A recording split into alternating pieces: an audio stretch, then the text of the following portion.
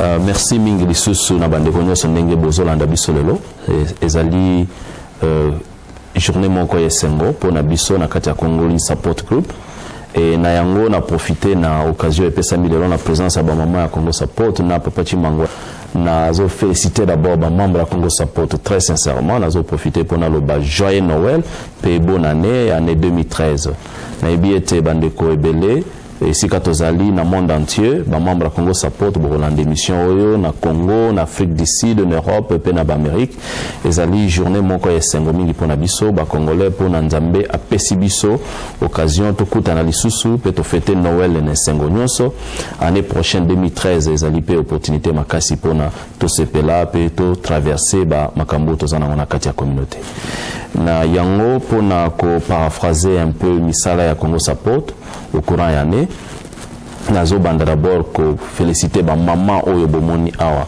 bauti ko benga biso pour la journée ya le 12 janvier ezali journée moko ebongisami pour na biso ba congolais to sepela surtout na diaspora na Royaume-Uni Congo Support Group abongisi journée wana pour na biso nyonso na communauté journée wana ezali initiative ya ba maman na ba jeune ya solo mtungisi ezala mingi te tozo traverser makambe belé na mboka toyoka ka ibele ya mawa awa na communauté tozo traverser makambe belé mais esenga ka air moko peto sepela na nyonso wana alors journée wana ezali journée to sepela ndeko nyonso azali invité oya mukolo wana to sepela to mela to lia tombola pe kozala sokoza na chance o gagner flat screen nayo sokoza na chance o gagner laptop nayo et tozo lukape moyen ya bomoko ebanda na kati na biso na kati ya communauté na yango vraiment tozo bengisa bino nyonso bozanga te journée wana pour encore na revenir na détail sur misala ya Congo Support au courant ya année oyo utoleka ya solo année utoleka zalaki année moko ya makambo ebele na kati na biso na communauté to perdaki bande ko na biso ebele ba tikaki biso na kati na bango na ba membre ya Congo Support to pesi milimo na bango nyonso epa ya Nzambe mais na kati ya année 2013 en dehors ya makambwana to traverser ki pe ba makambo ebele bande ko na biso ba jeune na moment ya marche bazali na ba prison bazalaki mais to bundanaki ebele bazali libéré et en 2012 lisusu to connaissa ki moi ba difficulté mo ebele que 4 ou 5 bande ko na biso bazaki déporté mais kolo mo berer mo ko salamaki alors tozo 5 en année 2013 to subir ba sor wana te mais n'empêche bisengo pe zalaki la victoire pe salamaki ebele na kati ya Congo Support d'abord victoire ya munene o tozanango ya année 2013 ezali o salamaki ya mois de mai ertuti na amnistie to senga ki na amnistie était na ba tukusalaki directement commission moko ekutana ina ministre wa office o banga ba déporter plus de 45 congolais tukutana ki na ministre wa office to discuta ki le 22 mai décision wana ba cancela ki yango tisikoyo tozo continuer na yango donc d'abord félicitations mingi na directeur na biso ya immigration na député directeur ya immigration o bat salaki musala wana makasi était avion wana est stoppé na président na biso ya Congo Support na North East England na lobelango Newcastle président Gigal oyo azalaki na kati ya négociation wana to parvenaki même kozongisa ndeko na biso o azalaki na kati ya avion bazo déporter akoma iti na France mazongaki awa na kati ya Royaume-Uni donc je dis encore une fois que c'était vraiment ba victoire ya makasi to salaki pour na ko protéger bandeko na biso na kati ya communauté et il faut encore na passer message oyo to koki kozala na ba sor wana lisusu te na communauté na biso parce que nous sommes ici protégés dans la Convention à Genève. Convention à Genève, article 51, le dit bien de ceux qui moutent dans mboka nae, azo subir persécution, ou bien azo se sentir en danger. Moutou anazana droit à l'onga dans mboka nae, à s'engager na pays moussous. Alors, ceux qui biso ba congolais, rapport international, na makamunyo sezo le kanamboka zo mona que on a affaire à un dictateur, à un oppresseur, ou azali commettre vie à peuple na biso en danger. Donc je dis tout haut que même batu batika di namboka. Otali soro bande ko na biso na est bazo subir, bazana danger. Ces gens-là ont le droit, ya ko senga protection na pays où ba ko se sentir erré. Alors ceux qui congolais à Zana sort que bazongise na Congo na régime oppresseur ils allaient peut-être manquer la loi. Yango zo mona Congo support au courant année tout cela ina minamba immigration workshop pour na aider communauté tous à la stable. Encore une fois, mes très sincères félicitations à l'initiative de la commission politique où meka qui kosa l'effort était kimia ezanakati ya communauté na biso commission immigration plutôt. Alors pour revenir les sous que boyebi na Congo support tous en 5 commissions. Commission na biso ya unité au courant ya année ezaki na ba difficulté belé na ebete to sala ki plus de 3 réunions mususu ya mutuya ya makasi salama ki au courant de l'année ezalaki ya directeur na biso ya benga ibande ko nyonso na communauté to zwa ki aval ya ba autorité britannique basenga ki suggestion nini o biso communauté congolaise ya diaspora to zanango pona makambo ezoleka na mboka et directeur na biso alobaki no to benga ba leader nyonso ya communauté to benga ibango na bureau na biso ya Congo support to sololaki et puis to zwa ki initiative o yekendeki pona makambo ezoleka na Congo. Et j'en profite pour na web sabande konyo souhaité ba val na biso na ba suggestion na biso ministre ya affaires étrangères ya banglais akende ki nango tina Congo azongila ki biso na rapport o ezala ki positif mais bazan inquiétude que le régime en place et minimisaki ba suggestion na biso yango tozo vivre lelo ba sort ya ba Bosco Tanganda parce que si vous vous rappelez na ba accord na biso ba leader ya communauté to loba bien que il faut punir le mal. Il faut punir le mal, donc justice est fait ça là. Moutounion soya bomi ba congolais. Moutounion soya a participé à meurtre et peuple nabiso. Il faut azala, il faut se justifier devant la justice. Malheureusement, le régime de Congo et minimisa Kiango et trouva qui bien va réintégrer les criminels au sein armée nationale. Yango tozo vivre bassor n'empêche, nous connaissons bien le plan.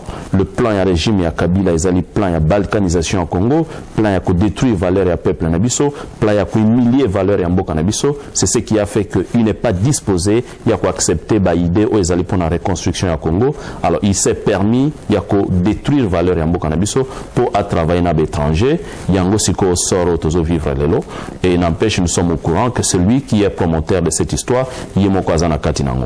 Ça c'est parmi les histoires de la commission d'ambition à unité. Encore une fois, directeur n'a que tâche za makasi pour l'année 2013 au Sengio au continent là-bas, Moussala na Ondenge et Sengeli.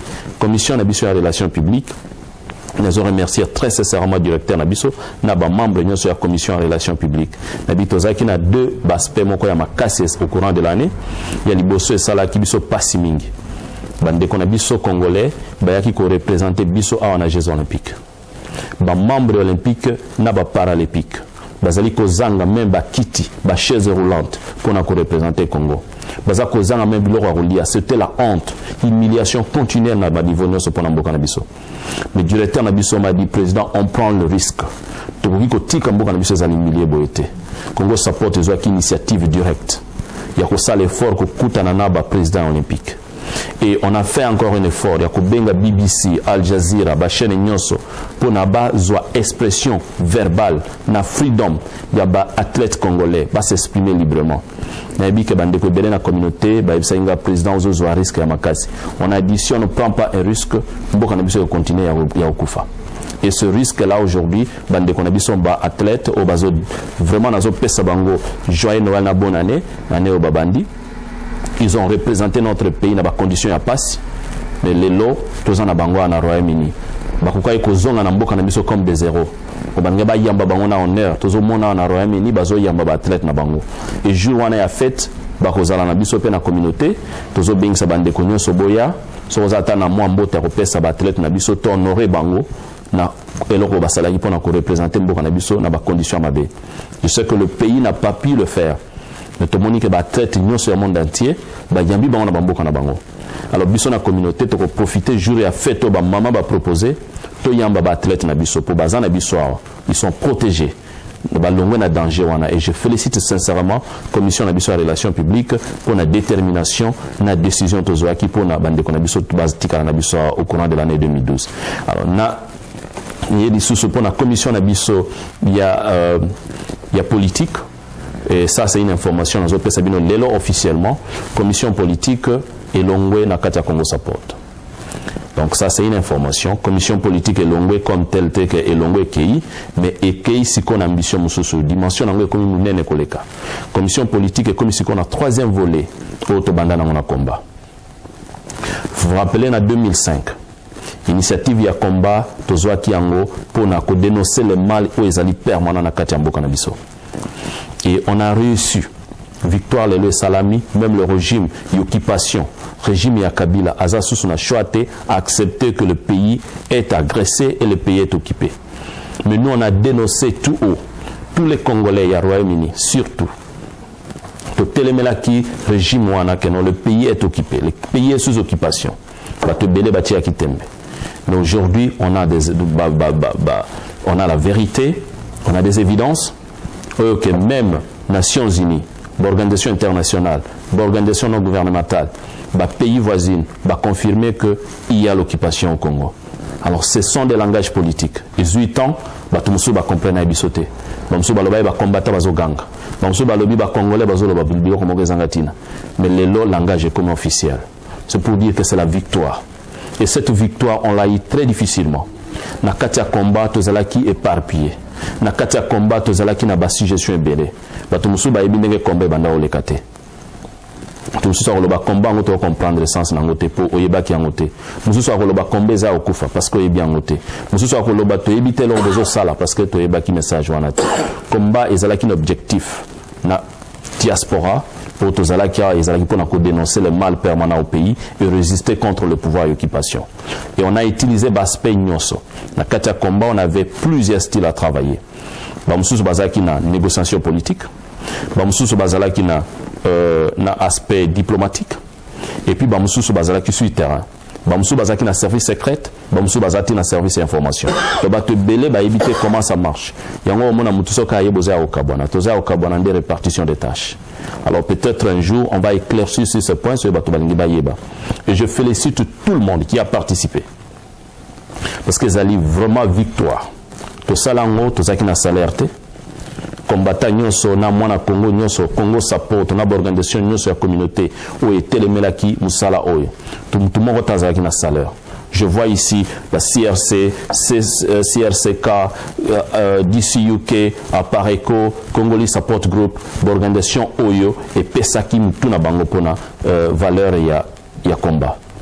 Et on a vécu aujourd'hui que batumususu ba comprendre que système wana te bazaki li musala wana comment nous travaillons, mais on a attaché na biso. Et je demande à tous les combattants 2013 Ezali initiative Yassika. Nous devons avancer parce que tout comme déjà une étape, il y a changer de style de travail. On a résisté contre l'occupation. On a dénoncé le mal qui est au pays. On est maintenant reconnu par les autorités, tant britanniques que européennes. Tout comme déjà un aval international, tout comme déjà un message de force OESA déjà supporté dans le peuple nabiso, d'où commission politique et qui ici on a troisième étape. Troisième étape pour la commission politique qui présenté biso en 2013 plan na bango oyo bazo komanango sikoyo pona makamezo ezo senga manambuka. Et je félicite beaucoup la commission politique pour l'avancement wana penandenge ba kena musala otokominango lelo.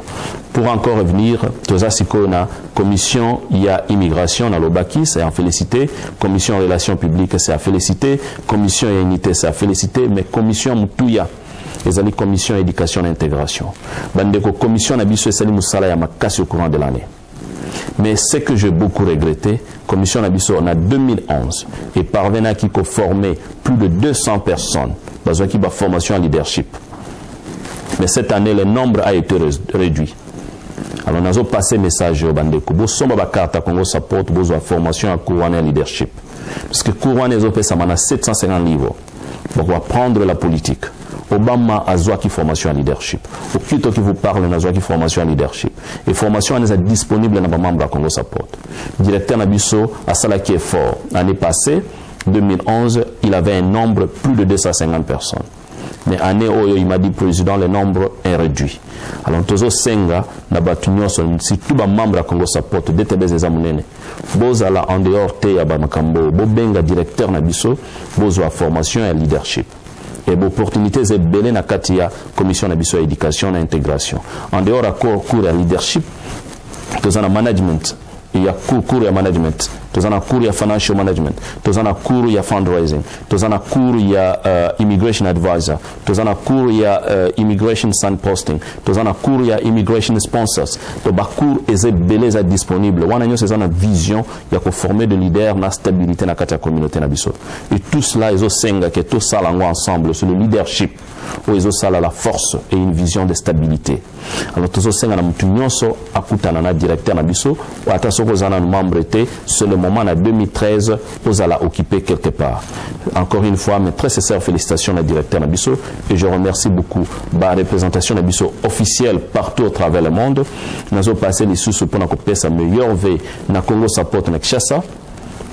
Nous avons travaillé difficilement dans des conditions comme makasi, mais na sepela mingi na intervention bosali pour na kozwa bande kona biso bakuluna na Matete na Ngaba na Livulu na Banzalemba na Masina na Solai na Bino, et ça marche bien tina Kingasani, et puis ça avance aussi Kitambo et Zone Kinshasa. Je vous félicite très sincèrement pour ce projet et naebi que tel que je vous ai promis naebi moi inquiétude des amants amitiés surtout l'arrestation de Konabiso Moko Oyo Bakanga qui est en pleine action. Naebi que tozali de cœur avec vous et on fait un effort que vous allez libérer et Bino bo continuer Moussa na Bino parce que nous devons faire cela pour les valeurs de notre pays.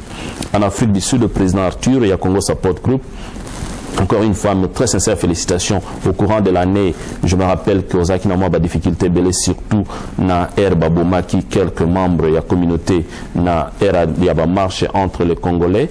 Et je suis vraiment désolé que cet événement-là, Ozo continue comme la justice, il y a des famille. Je sais que Toza de cœur avec vous et tout ce qu'il y a comme nécessité. Naebi que le directeur, Nabisona secrétaire, il y a Congo Support, au courant de dossier et bazo participer à assistance union sur nécessaire, et on a fait aussi un effort à couper ces informations dans le domaine public pour les Alisiko na Royaume-Uni. Nous croyons que on va être de cœur avec vous pour la Msalawana et nous vous félicitons très sincèrement na coulisses oyo salaki lelo ke na bande kona biso ba écossais bozui bureau na bino na voiture na bino na Congo Support na Afrique du Sud na stabilité avec équipement nyonso bo parvenir kozwa. Notre très sincère félicitations na bi que il faut continuer musa na bino et nous sommes de cœur avec vous. Je sais que comme je vous ai promis année 2012 on n'a pas pu réaliser visite qu'on en Afrique du Sud, mais c'est dans le programme. À Belgique, Grenoble, je vous félicite encore très sincèrement na bi que la tâche n'est pas facile, mais vous faites un effort. Je dis mes excuses en Belgique, Liège et puis Anvers, et je vois encore particulièrement la France, Paris, Grenoble, et très bientôt Marseille, Congo Support des Salam Kassikuna, et je vous félicite excellemment le directeur. Encore une fois, je reconnais les efforts à Bandekonomission au Canada. Vous nous aviez parlé qu'il fallait toyer à l'installation officielle, c'est dans le programme. Je sais que Bouboul, vous connaissez bien que je vous ai dit, c'est dans le programme. Vu le calendrier et l'activité année 2012, on n'a pas pu, mais 2013, on va voir cela jusqu'aux États-Unis, Bolton. Vous continuez Moussala. Je sais que vous avez déjà l'initiative directe, le Congo Support Group, les alipona valeur et mboka nabiso. Et si on faut voir les activités qu'on a, le calendrier, na makamotoza nango, je sais qu'on sera épaulé et beaucoup zala makamona nyo se zala stable.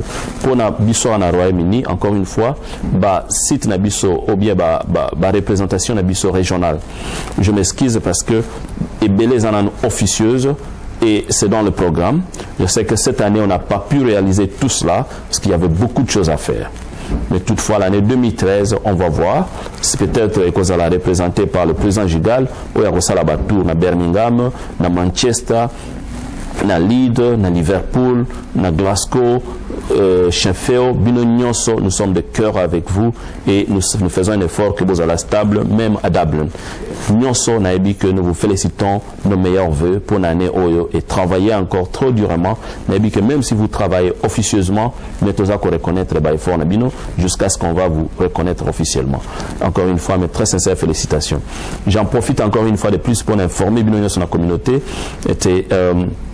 On est vraiment très content que moi-même j'ai participé à la commission Moko Salai Moussala pour la Makambo Yamboka Et il y a Royaume-Uni par contre, pour n'indénger à changer la loi à immigration, dans la délégation, on a travaillé très efficacement et j'étais dans la délégation avec la présidente des Nations Unies na torture et à génocide, pour la prévention des tortures. J'étais avec elle et on avait encore d'autres professeurs à Oxford et tout. On a travaillé ensemble et je vous informe que la loi est belle et qu'on a un avantage na biso. Mais n'empêche, loi auto gagna qui n'a mois de mai avec le ministre de Home Office, la loi a changé. Alors je dis à tout le monde, vous à la prêt, communauté, tout subir le sous-soutien en 2013 que Bande Konabiso Bazon à Congo. C'est pas bon ça. Nous sommes protégés par la Convention de Genève. Et je demande à tout le monde, vous à la prudence, parce qu'en 2013, le ministre Yassika a proposé moi révision à la loi, mais nous sommes en train de travailler très efficacement et nous croyons que nous allons gagner les dossiers, mais ensemble nous pouvons encore faire mieux. Mais Bandeko, surtout au il faut faire un effort, il y a cause à la distraiter. S'il faut signer, il faut signer. S'il faut avoir un avocat, il faut avoir un avocat. Si vous avez accès à avocat normalement, consultez directeur Nabiso, ou bien membre de la commission immigration, ils vont vous aider. C'est important parce que le président Nazaboye, mais on n'arrive pas à résoudre parce que c'est commis trop tard. Encore une fois, je dis mes très sœurs, félicitations et me veux de bonheur et de longévité à toute la communauté. C'est comme on a dit cette année, l'année 2013, les alliés seulement en est, il y a pour se pélater longévité, mais c'est l'année de changement, véritable changement pour notre pays. Et ce changement va venir à partir d'une détermination nationale. Donc il faut qu'on soit tous unis et qu'on accepte ce changement, aux alliés inévitables, et ensemble, nous pouvons faire mieux. Encore une fois, merci beaucoup. Et pour en profiter, parce qu'au courant de l'année, Congo Support, ils ont équipé une initiative en dehors, il y a Congo Support, initiative Moko Auto Salaki Naba Juif, pour les autres communes, plateforme Nabiso ya Congolese Support Group Naba Juif, organisation on a de parvenir qui a des activités à mener au courant de l'année, activité à Libosoto Salaki, et Salaki dans le mois de janvier, et Salaki activité mon corps réussite parce que pour la première fois, génocide de Zolekana Congo, na Holocauste de Salaki Ango ensemble. Pour la première fois dans l'histoire du monde, le juif va permettre que va sacrifier journée à Holocauste na Bango pour le génocide de Zolekana Congo. Et ça, je dis mes très sincères félicitations à Congolais qui a participé à une activité. C'est une vision qui démontre que nous allons toujours tout haut crier qu'il y a eu génocide au Congo. Malgré qu'il y a des gens qui croient que le génocide est allagité, comme les Juifs crient tout haut qu'il y a eu Holocauste, et il y a des gens qui ne veulent pas accepter, nous allons crier tout haut jusqu'à ce qu'ils vont accepter qu'il y a eu génocide au Congo. Et tout ça là qui est en juif, je félicite très sincèrement membres de la Congo Support ou Yazalaki, na bande de la communauté va supporter l'initiative. En dehors on a eu événement à Mounene ou Salamaki, je crois au mois d'octobre, et Zalaki événement à Mounene tout ça là qui ensemble sous na juif et Zaki journée à fête. Mais alors que Salinga na journée wana à fête, au Nazoko Robo Sanangote, la fierté de la femme congolaise, la fierté de la dame congolaise. Pour la première fois, Bassi Nabiso, les Congolaises, ils ont démontré que Tozali, quand même, communauté à Makassi. Bassi Nabiso, au Bazo Sakana Nabango. Les gens sont en train de les violer. Batumuso Bazo Monabango, objet à Monkeri, au travers le monde. Les gens qui croient qu'ils sont des dirigeants à Congo, Bazako exposé via Basso Baosa la fierté à Mboka. Basso Baosa la fierté à Mboka Nabiso. Tokena et pas juif dans la synagogue, les femmes congolaises étaient très bien habillées. Basali image mususu. Bande konanga ibande kwa ba juif balobi biso tokosi bango. Basi na bango balati bien te. Ngana ipsi bango nabi. Ezate balati bien te. Basi na biso de baliki abino kitoko. Elles étaient très jolies et elles ont fait la fierté de notre peuple. Et changer image ya biso ba congolais. Mais batumsu ba obanga kutukupusa na bango. Mais au Congo, il y a des gens qui croient que ce sont les femmes qu'il faut violer. Donc nous devons faire certaines valeurs à notre peuple. Nous devons reconnaître ce qui est dans la femme congolaise. Et je dis à toutes les femmes, maman a une initiative à Osepera. Je vous donne uniforme. Vous savez la beauté de la femme congolaise. Vous démontrer ce qui fait la femme. Obayaki te joue en amkotozaina ba juif. Mais Obayaki ils ont démontré que la femme congolaise mérite. Batumsu ba mona abino ya musika. Ce sont les femmes qu'il faut violer. Mais tant Bobimaka, c'est comme, je peux dire, il n'y a pas deux femmes qu'il faut comparer dans le monde. Mais excusez-moi, je suis fier. Je suis fier, Dieu a fait de mon pays tout. Une richesse naturelle énorme. Dieu a fait les femmes les plus belles du monde. Ils ont banni Zabassia Juif. Moi, je crois que nous devons être fiers de nos femmes, de nos sœurs. Ok, si quelqu'un se permet, comme ça, violer, parce qu'elles sont trop jolies. Et nous devons les protéger, mes frères. Nous devons les protéger. Nous devons être fiers de nos sœurs. Alors, jour où on a maman, Kozangate, viens te réjouir ensemble avec nous. Somba uniforme, maman Balati. Fais la fierté de la femme congolaise. Moi, si beaucoup violé. Démontre que moi, si beaucoup sakananote. Nous vous invitons le jour-là. Et nous serons avec vous. Ça, c'est vraiment génial. Jour où on est Salama qui est Naba Juif, il faut voir. Mais vraiment, je sais que nous allons plus loin que ça.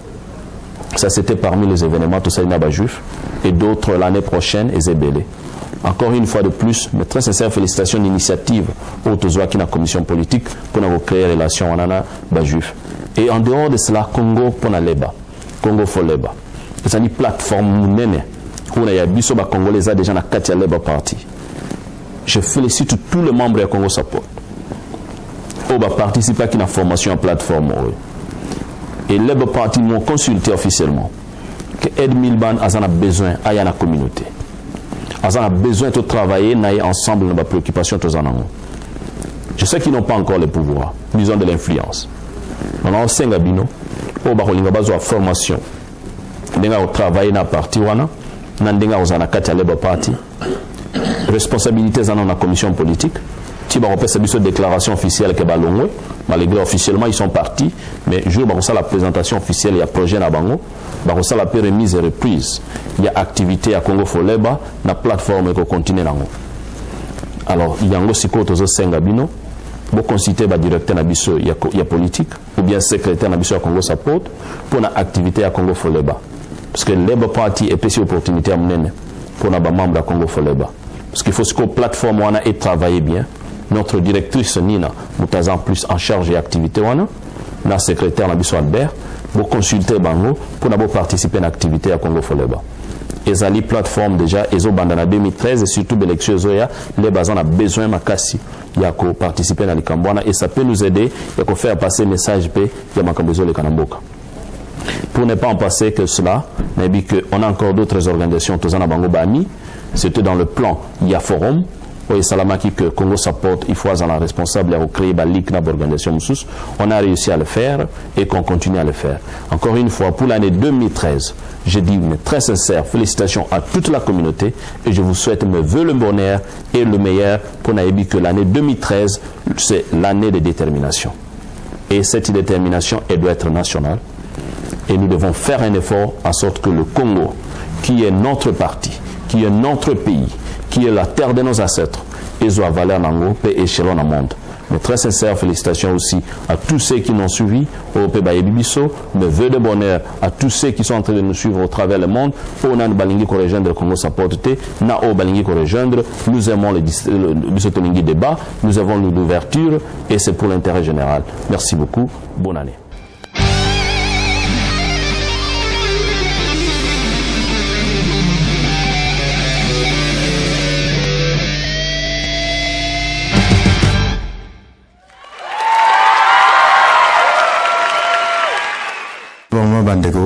Vous êtes membre du Congo Support Group. Vous avez un président Nabiso message à la fin de l'année.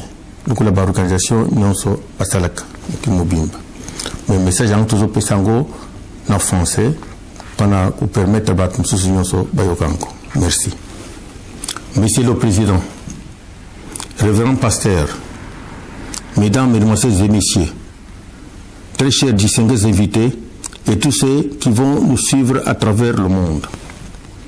Il est souvent habituel que pendant la période que nous sommes en train de traverser en ce moment, le monde se fait des échanges au vu de nouvel noms et que les membres de Congo Support Group, leurs directeurs, ne devaient pas rester insensibles à cet événement universel sans pouvoir s'acquitter de cette dette morale en témoignant leur sympathie à votre égard.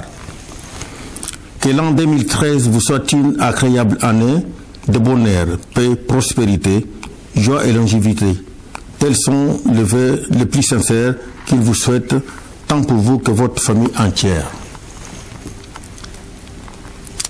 Monsieur le Président, nous profitons par cette même occasion à vous remercier vivement de ce service combien louable que vous vous êtes engagé corps et âme, cela suite à votre aimable générosité pour soutenir vos frères et sœurs qui rencontrent des difficultés de tout genre ici en Europe, sans toutefois oublier ceux qui croupissent à la misère lamentable jour et nuit dans notre beau pays.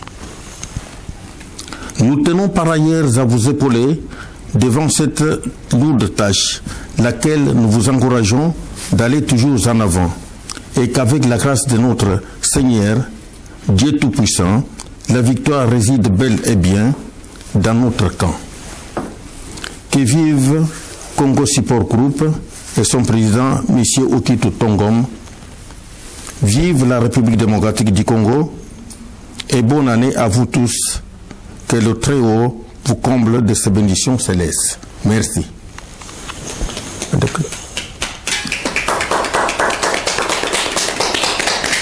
Bande Nabiso, tozali na bamama Nabiso awa bamama Congo Support Group bamama basimbi penza Congo Support Group bamama Nabiso tozali na bamama Miti na mama Cécile.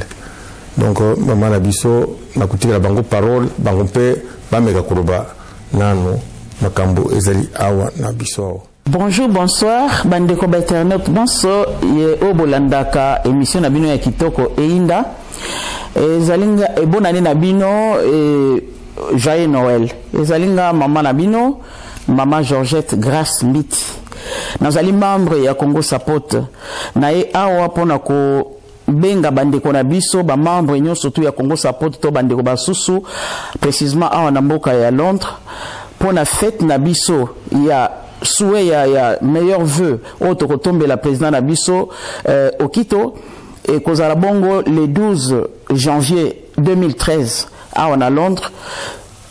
Place autre ko sala dango bozo mona yangwana ezo tambola na liboso ba écran na bino bokoki ko landa biso wana po toyebi mboka na biso ezana ba problème ya solo tozo tala kuna na East ya Congo ndenge bandeko na biso ba mama baza ko mona pasi baza ko violer bango bana baza ko bazola na batante esengo ezali penzate toyebi pe awa na mboka na biso na Londres na Angleterre ndenge nini pe ba problème eleki biso motu pasi makambo belé ya solo ba facture makambo kota la pe na Congo pasi mais lokolo ezali ebandeli ya mbula ya sika esengeli boya to sangana na biso na bino esika moko to mekanano ko sepela mwa moke to longola ba stress wana ya mbula lekaki ba makambo ebele ndenge lekaki to longola yango pe banini ba tombola ekozala omoni ba tombola wana nyonso tu ezosala po ko meka ko supporter ba mama oyo baza ko violer bango kuna nani na este ya Congo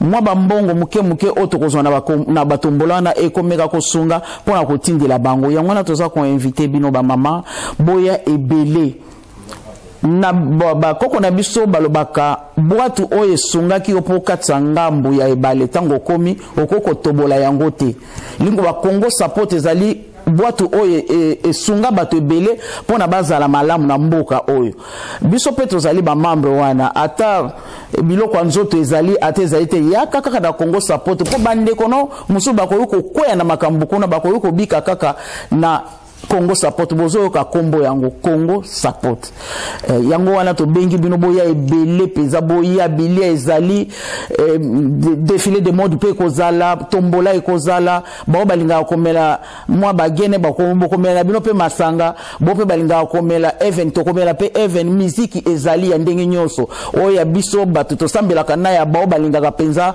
kosa makambo wana ezali boya kaka tozo benga bino boya vraiment président na biso Okito afungoli maboko na epona batu banso boya bokozala bien bato ko recevoir bino très bien biloko akoli kozala alors bokozala vraiment à l'aise vraiment bozala bien poto banda mobu ya sika malamu na yango pe na lingi na tombela ba membre ya famille na ngai souhait ya bonne année vraiment eza pasi tokabona kala bamusu bazomona nga lelo bakozala surprise bamusu bakolila mais nazali na bomoy toujours nalingi na tombela ba membre ya famille na ngai kuna na mboka bonne année malamu ya 2013 ata mikakatano ezalaki mais nzambe oyo azobatela biso aza na bomoy yango wana espoir na biso ezala toujours na maboko ya nzambe wana oyo permetaki biso na bino tokabwana mais na bolingo na ye tokomonana ata tomonani awa na mokili oyo te nalola tokomonana mpona ndimi te bosambelaka. Alors nakanisi mingi awa l'homme kombo na ye Gabriel Lulekula, Ange Gabriel bokilo na ngai mobali ya Rachel Lulekula Kempes, papa ya Exosia Lulekula et puis papa ya Priska Lulekula bango basutu na Kinshasa. Nakanisi bongo grande sœur na ngai mama Kulu Tonto yo mtoboko langa bonne année na yo mama nazali nzambe kaka batela yo tomona na kaka. Nakanisi pe papa Zebeki, nakanisi pe membre ya famille na yo mobimba nzambe pambola bino. Nakanisi grande sœur na ngai pe mama Caro Aligamba, nakanisi pe papa Jacques bango banso nzambe apambola bino bozala nzoto kolongonu. Nakanisi pe ya na ngai ya Marie Kolongala, mes condoléances ndenge papa mobali no akufaki na yokaki yango nzamba zala no apesa o makasi tokomonana bandeko banso nakanisi pe Roger Pelewe pasteur awa na Allemagne nzamba pambola yo mwana ngai na bosanité Mimi Yeleso na mobali na ye papa Sersi Dani na bosanité bakoko nangai Deborah na Betsalel na bosanité Christian Ize taka yo moko mama na pesi yo bonane na makamanso tozo sala nganzamba pambola yo mafi yo nde mwana suka na pesi yo bonane malamu na kanisi pe papa Jacques kune pa yazali na belle famille nanga nyonso na Kinshasa na kanisi pe Salem koko nangai ya suka na Congo Brazzaville na kanisi koko nanga musu azali kuna Laetitia Mbiti Grace na kanisi pe kokolo nanga mususu Israel Beni kuna na Brazzaville nzambe pambola bino Romani nzambe batela bino elo musu na kokolo bateka kaka makanisi na biso epa ya nzambe na bosani pete madame mon épouse Mama Betty en Allemagne, moi c'est petit frère nanga moko Jacques Ndiwa colonel nzambe apambola yo na bosani pete madame Jackie Ekanda pasteur nanga mama Jackie Losako nzambe apambola yo na bosani te Fistel na madame naye nzambe apambola yo mwana nanga na lingaka yo mingi na bosani te ndeko nanga mwana nanga mobali yo na betela katolo président ya Congo Sapot na madame mon épouse kuna na ndako madame Losako na sepila ki mingi ndenge oyambaki biso nzambe azana yo madame nangana lingaka yo mingi to mona na yo na fete yo kutu mutu ozo simba makambo na maboko na yo mama ya makasi ezali yo. Alors na bosanité pasteur Lucien mwana nga mobali na papa vani na pembeni na mama bino basotu mais ove nanga na pesi bino na pesi te bao balingaka ngai te mbula nyoso to balingaka ngate me bo sepela ngai lingi nanga bino mingi nzambe apambola bino na lingi bino bansotu na bosanité bandeko banso o babondela kapona nga ba pasteur bansotu ya mokili mobimba na bosani bino te na pesi bino mbote mingi na zongili sous message nanga ya kobenga bandeko bansotu ya Congo Support vraiment nazana posa na bino boya kotalo boko na ndenge ne tumbaka Thompson ndenge ne tumbaka ngolo ndenge ne lambaka neno bomeka ngote po tokendaki na fête moko ba israélien balia pondu basala tekewe ya pondu o ya mbisi o nyoso tuto lambaki basala tekewe nango bake nango kolia donc boya ngana o invité bino boya boko meka boko mona yango vraiment nzambe apambola bino ya mingi makanisi na biso zali mingi na bandeko na biso bazana east to bosani bangote ezala mbula ya mboka na biso Congo to retrouver liberté na biso po to zonga kokinda kotonga mboka na biso ba combattant batu banso mbote na bino nzambe apambola bino. Merci beaucoup. Mwana mama Cécile nazali mama na bino kati na Congo Support Group na telemi liboso na bino po na souhaiter bino meilleur vœu ya 2013 bana Congo ba mama ba papa bana na biso nyonso totombeli bino mobo elamu ya 2013 toyebika 2012 makambo eleki biso mingi mais na nzambo to bondelaka nzambo akotika biso te toyebike mboka na biso eza na ba problème mais na kati ya Congo batamayele bazali toyebike toza na bomoko na bolingo naza na kondima ke tokobotola mboka na biso na maboko ya banguna puisque bana mayele bazali bato ya mayele baza na kati ya mboka na biso tokotika mboka na biso boye te mais Congo Support Group abongisi fete po tokutana biso nyonso na suka mbula topesana mbote toyebana yango tozali koinvite bino boya tokutana tosangana biso nyonso elongo tosolola tosepela et puis droit d'entrée kozala ndenge mama mbiti alobi mbongo wana tokosunga bandeko na biso baza na es ya mboka tokofuta droit d'entrée 10 livres boya tosangana vraiment tosengi bino bo tolati uniforme au moins exemple ndenge nalati nga na mama Georgette tozali na uniforme toza koteka yango na 10 livres et puis tokopesa bino numéro ya téléphone ya bamama oyo baza koteka mama Jeanne na mama Carole nde baza koteka bilamba et puis bolanda adresse ezoleka na se ya l'écran na bino tosomba uniforme pour mokolo wana bamwana biso ke biso bamama congolaise tozali